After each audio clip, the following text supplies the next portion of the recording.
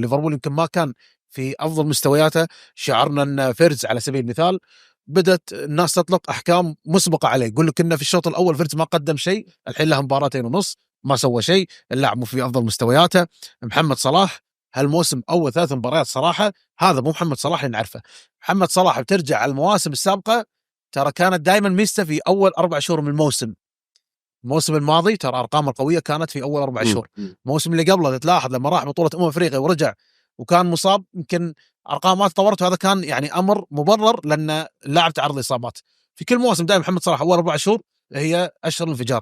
هالمره 3 مباريات ما كان في افضل مستوياته. الامر الايجابي ان حتى وهو مو في افضل مستوياته، لاعبين ثاني قاعد يحسمون لك مباريات. احنا الموسم الماضي تذكر محمد صلاح اذا مو في يومه ما في احد يحسم. صحيح. دياز نونيز برافو عليك. ما كانوا يحسمون مباريات كثر ما كان يحسمها محمد صلاح. الشوط الثاني تقدر تقول ليفربول خصوصا بعد خروج ماكاليستر كان في أسوأ مستوياته امام نيوكاسل غاب. البعض قالوا لان زوجته كانت والده، بس سلوت رد على التصريح كان اللاعب ما كان جاهز. وهذا اتضح في مباراه ارسنال. ماكاليستر مو هذا اللي نعرفه، هو دائما كان العقل المدبر في خط وسط ليفربول، ما كان في افضل مستويات. بعد دخول جونز لاحظنا ليفربول تحرر نوعا ما. فيرز قمنا نشوف لمسات، ما اقول لك شفنا فيرز قمنا نشوف فيرز اللي له فعاليه اكثر. ليفربول قدر يهدد مرمى ارسنال في اكثر مره.